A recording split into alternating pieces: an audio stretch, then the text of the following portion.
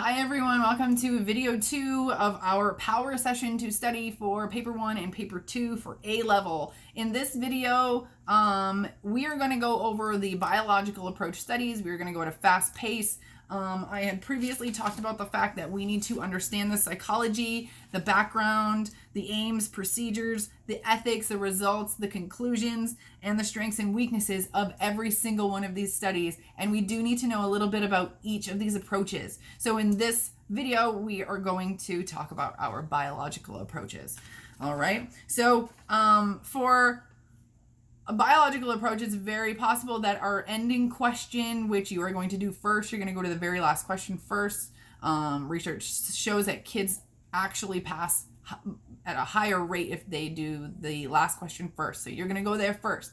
Now, this is going to be an evaluation question of some sort, and it's very possible you're going to have to evaluate a study for its approach. So let's look at the strengths of a study being a biological approach. So it involves direct observation, such as brain activity.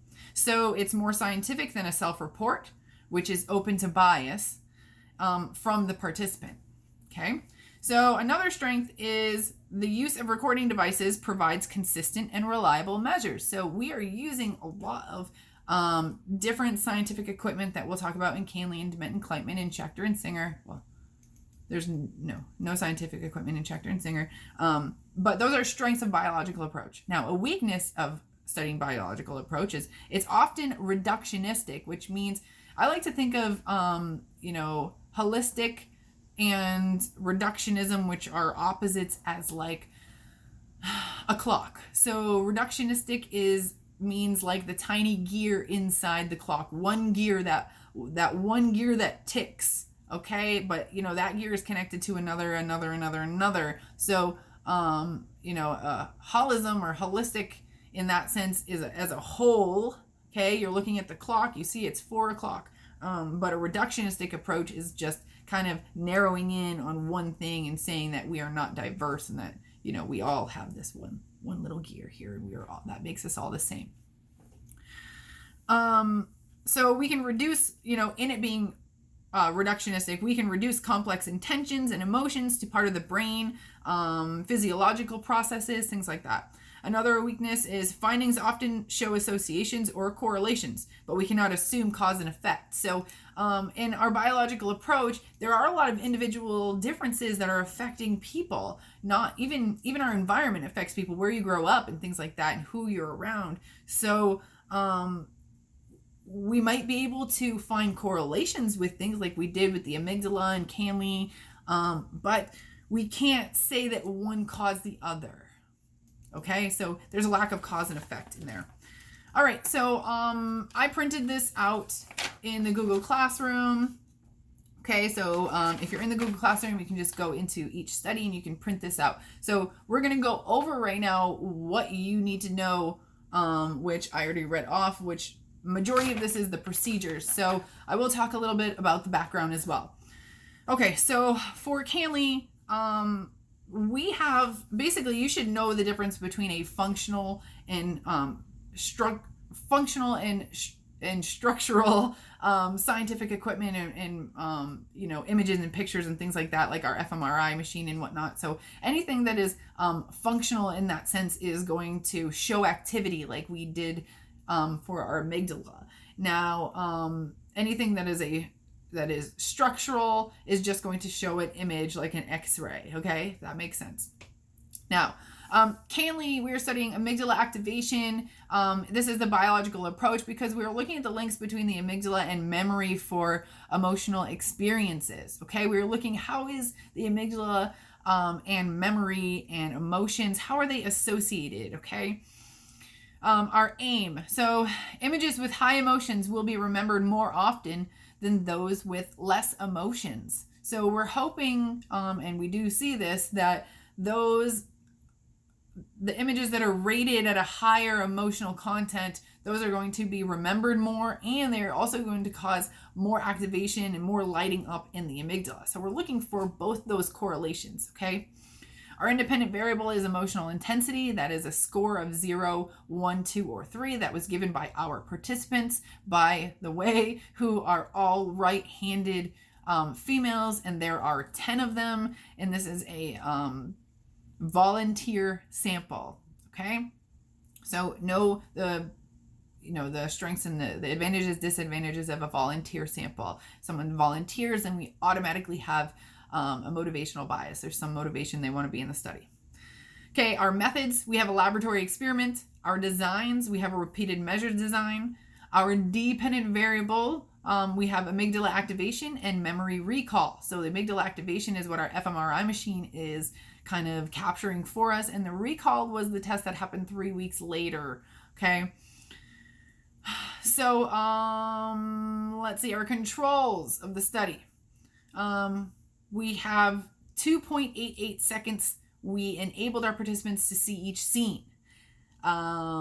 Everybody saw a random order of the scenes. All women were right-handed, and there was 12.96 second intervals in between each image. All right, those are controls. That is going to help with internal validity and reliability. Our procedures, we have 96 scenes, 4 buttons, okay, 0, 1, 2, 3, and 11 frames. Random order of the scenes, 2.88 seconds per scene, 12.98 second intervals. They got to view each image and press a button. 3 weeks later, our participants experienced an unexpected recognition test. They viewed 96 of the original scenes, but there were 48 foils, which were fake images. Those were implanted and other images were taken out. And we're basically doing this to check the reliability of our participants to see if, how much they really did recall this. Okay. So, just know that the foil did match the previous statement. So if participants gave this image an average of a 3, we are going to take another image that had an average of a 3 according to some other, other people in this outside of the study.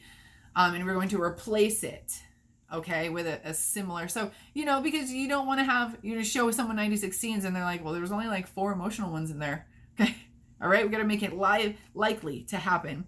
Participants were asked whether they had seen each scene before, and for images judged as previously seen. So basically, did you see this before? Do you remember seeing this? Okay, there's a difference between just knowing that they saw it. Yes, I definitely saw that, or I think I remember that one. Okay, so there's a difference there.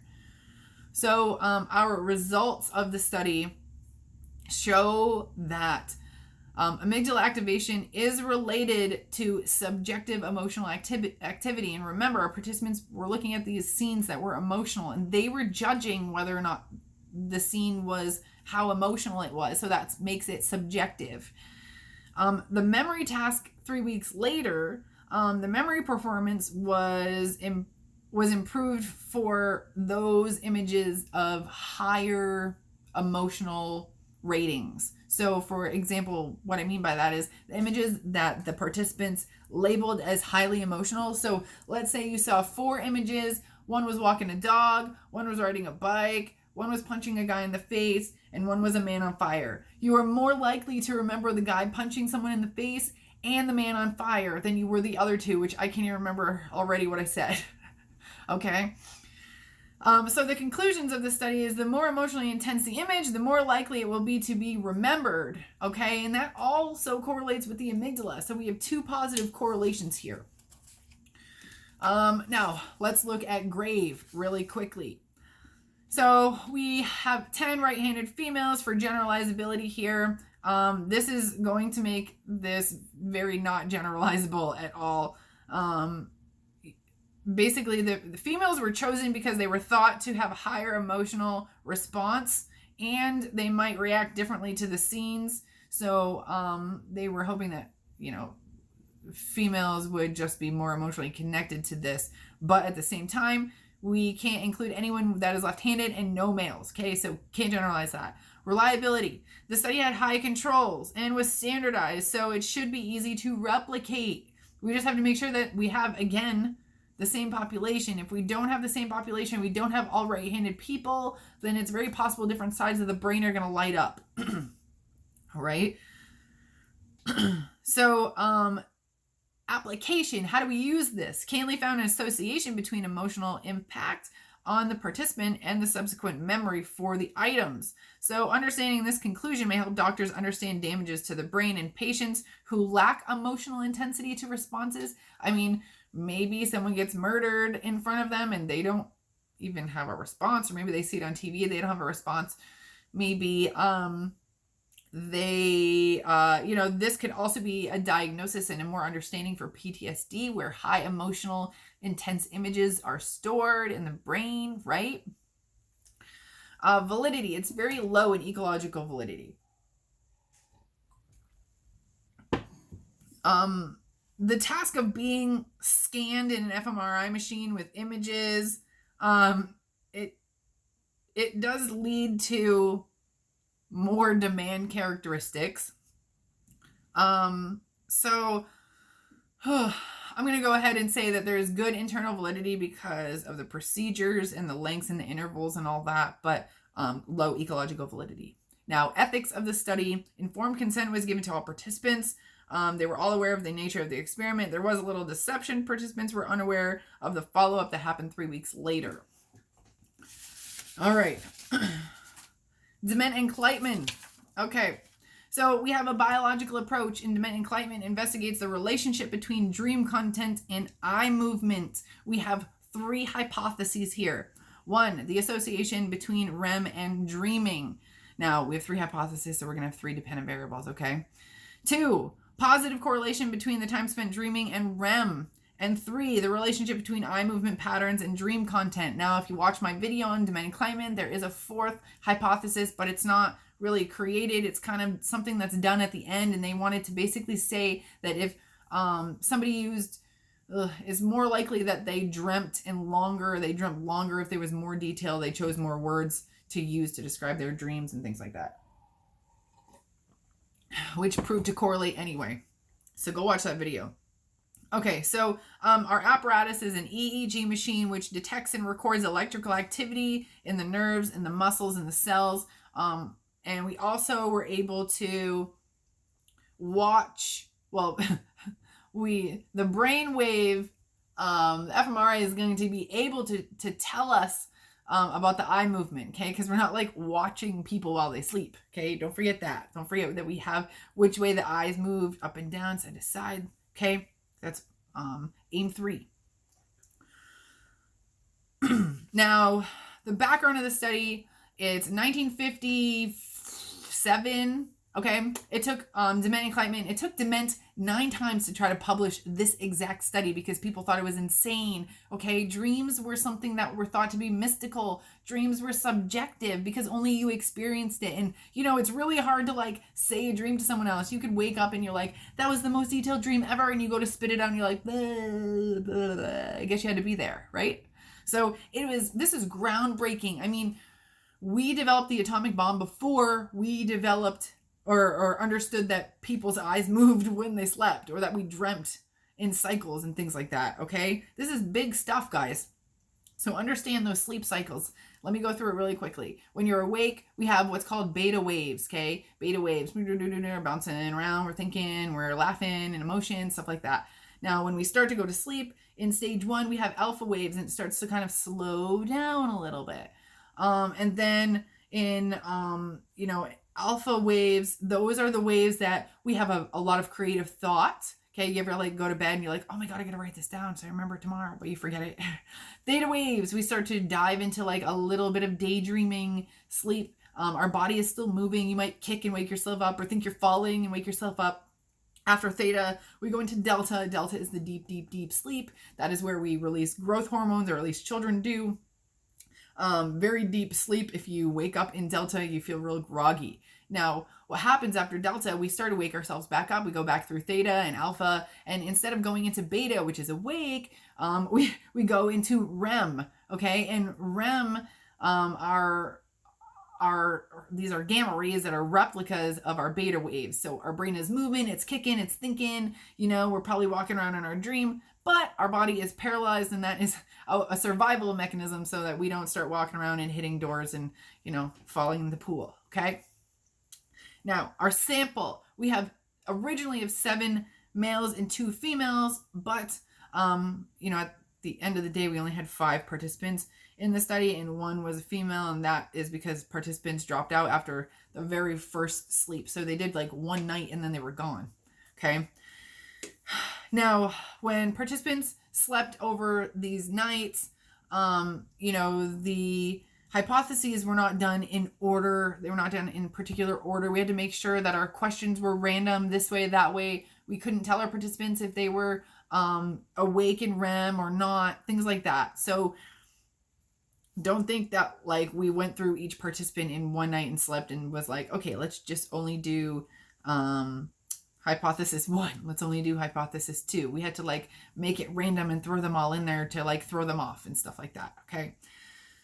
We have a natural lab experiment. Natural because our participants are naturally sleeping, or REM occurs naturally. Okay, so our independent variables is REM or non-REM, and that occurs naturally. Okay, we couldn't necessarily just make someone be in REM or non-REM. Excuse me. Self-reports. Okay, so we had self-reports. That's basically waking up in the microphone, talking about our dream or answering the questions. So our dependent variables for the first hypothesis, it is yes or no to dreaming. Second hypothesis, it is 5 or 15 minute increments. So someone is going to say the words 5 or 15 minutes as a response to how long you were dreaming. And the third is qualitative detail about the dream, because in the third one, we're trying to correlate eye movement with the type of dream that they had. Okay. And if you didn't really understand that one, that is very subjective, and we're going to get qualitative data from that one only. So out of all the hypotheses, that one is the least reliable hypothesis that is proven, although they were all proven. Okay, because think about how subjective it is. If I say I was playing soccer, then the researcher, Dement, might say, oh yeah, well, soccer is head back and forth because, we're running around. But like, what if I'm picturing the ball going up in the air? My head's going up and down and sideways. It's all subjective, okay? All right. What were some controls of this study? There were 2 to 3 electrodes per person. Doorbell to wake up all participants. No alcohol or caffeine prior to this study. The report to bedtime approximately was 7 p.m. Participants were not told whether they woke up in REM or not. Okay, we didn't tell them. Now the results. All participants dreamt every night. Dream stages lasted approximately 20 minutes each, and they got longer later on in the night. So where someone might have a 5, here, let me just keep going. Let's see. There was never any REM during the onset of sleep. So when someone closed their eyes initially in the beginning, nobody was in REM right away. The cycle of length of REM, to get from close your eyes, fall asleep to REM took approximately between 70 and 100 minutes, which is 92 minutes. Okay, so an hour and a half. Just take that. It takes an hour and a half to get through a whole cycle of REM, to get into REM and then go to the next cycle. Okay. Let's see. When non-REM, okay, so when people woke up in non-REM, they fell back asleep, they were in non-REM. When we woke people up and they were in REM, though, when they fell back asleep, they were still in REM. Interesting. It's like when you wake up late at night and you have to go to the bathroom and you were dreaming, and you go to the bathroom and you go back to sleep and you're still in the same dream. Ugh, right? Conclusions. More participants described dreams when woken during REM. So 79.6% of participants were able to describe dreams when we woke them up during REM, which, remember, we saw on the EEG machine. When woken in non-REM, participants reported feeling anxiety or pleasantness or detachment, but nobody really had dreams. Awakening from REM did not always produce dream recall. Absence of dreaming in REM was more common earlier in the night, okay, which makes sense because dreams were shorter. So when the dreams were longer, which was later on in the night, we were more likely to remember them. All right. Now, generalizability. Okay, let's evaluate this sucker. Okay. Having both genders in this study does help, but they were all college students, so we have to keep it to college students. Although everybody does sleep and dream, so it's a small population that we could generalize this to, but early 1950s. Okay. Reliable. The study was standardized, and there were many controls that were put in place, such as using a doorbell to wake the participants. limiting their caffeine and their alcohol intake. So this is all going to increase the reliability. Use of scientific equipment also increase the reliability. So because we can use that over and over, it's going to be accurate. Application. The studying dreams is usually difficult. Participants are not responsive. So this study turns subjective data into objective statistics. So this is amazing, amazing, amazing, guys. This is groundbreaking. So validity. Internal validity, the definition of dream was operationalized as a recollection that included content rather than just having the impression that they had a dream. This increased the validity because, someone couldn't just woke up and say, I think I had a dream. They had to actually describe it. There had to be content related to it. The environment. I'm going to say that there was a low environment. They're sleeping in a space they're not normally sleeping. But what is really normally sleeping to people? Okay, think about it. What if someone normally did drink alcohol or caffeine before they went to sleep? That is their normal, right? So we have to say that there was low ecological validity because some people might sleep on the floor, some people might sleep in a cot, some people might sleep in a chair. We don't really know, but they were all sleeping in beds here in the college. Okay, the ethics, deception of the participants. Who was participant WD, you'll see that in there, who was misled about the stages of sleep. He was being woken in participants should not be deceived as it could cause stress and they cannot give their informed consent. So why don't you go in the book and there's like this little section about one of the participants. You can see that they all code their names with their first and their last initial. The WD, who basically said that he was misled some way. But other than that, participants cannot basically give their informed consent on being woken up at any particular time and things like that. So consider that. Let's see. However, in the same case, the aim cannot be achieved without doing so. And in this case, it provided a way to test whether expectations of being woken up in REM would affect a participant dream report. So basically, they're basically saying that like it was unethical because he couldn't sleep after because he kept saying that he was being expected that somebody was going to wake him up. So he was having a hard time falling back asleep. Okay, Schachter and Singer, biological approach. Since the 1980s, we have been discussing emotions. We have been discussing, there's so many theories of emotions. Okay, go look them up. There's just so many different cognitive theories. And James Lang, and there's a couple others in the book that you might want to know and understand maybe a little bit of the structure of what they're saying. Okay, but here we are talking about the two-factor theory of emotion. So in the two-factor theory, we need to have these two factors happening at the same exact time in order for it to be this two-factor theory of emotion. So understand what the two-factor theory of emotion is, and basically, this study explores the roles of cognition and physiology in our experiences of emotions. Okay? Okay, so we're talking about adrenaline here. Adrenaline is a hormone released in the body that is it's released in response to stress.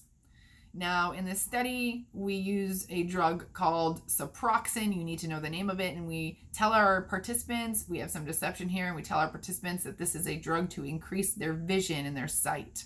Okay. The side effects that adrenaline will produce: shakiness, anxiety, sweating, fast heart rate, high blood pressure. You need to know those.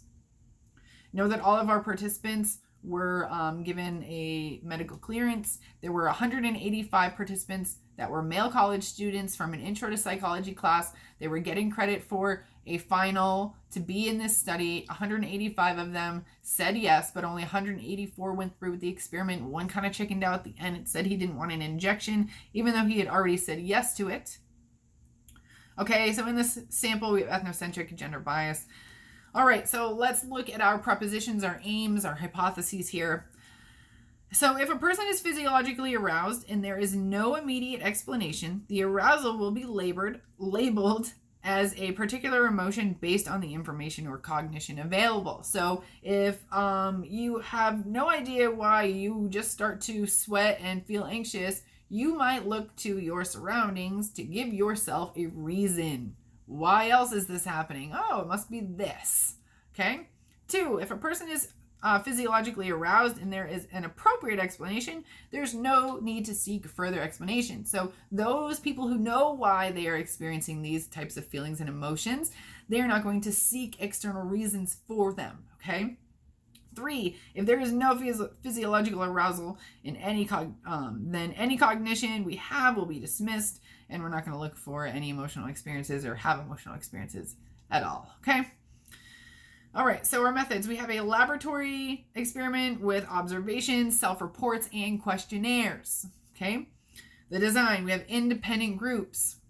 We had to have independent groups because we have so many different possible combinations in this that if you were to experience it more than once, you would know that it was experiment. Dependent variables would be all over. I mean, the main characteristics would be all over the place. Okay. So our dependent variable, observation through a one-way mirror, and self-reports on various measurements. Okay, so they did their own self-reports. Okay. Our independent variable is a collaboration of physiological and psychological components. Okay, so a participant physiologically, you were in. Okay, so there are 3 possibilities of being injected with adrenaline, epinephrine, and 1 with saline. Okay, so you were, which was the placebo. So you were epi-informed, so epinephrine injected, and then you were informed of what your correct symptoms would be, which again, shakiness, anxiety, sweating. You were misinformed, so you were given the epinephrine, and then you were maybe told that you were going to be tired or something like that. Ignorant meant that you were told that you were going to experience no symptoms at all, and placebo wasn't told anything. Okay, we didn't even give them the insight that they were going to feel anything or not feel anything.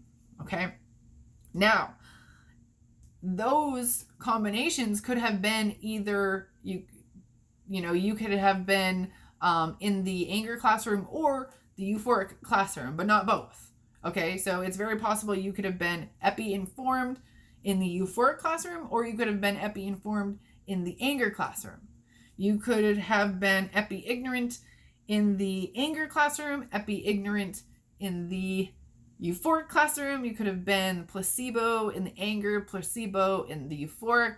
But the stickler, there was only one misinformed group, which was in the euphoric classroom. I think overall the misinformed category was supposed to be a control group, so they didn't kind of fully carry it out. They just figured 1 was enough. Okay, so in the euphoric classroom we have a paper wastebasket, manila folders, hula hoops. In the anger classroom we have this ambiguous questionnaire that is supposed to get people really angry. Okay, controls, all participants were given an injection. All participants in each condition followed the same procedures. Stooges repeated the same behavior each time. Observations were conducted by 2 observers. Okay, so let's kind of look at some of these findings in this study. Okay.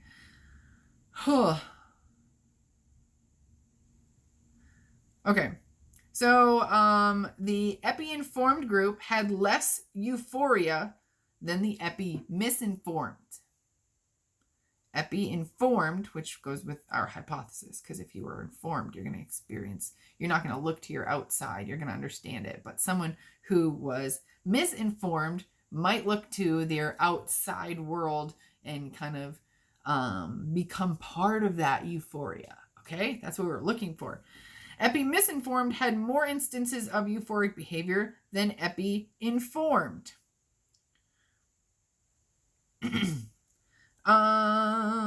Epi-informed had the highest anger score of 19.1, and epi-ignorant had the lowest anger score of 1.39.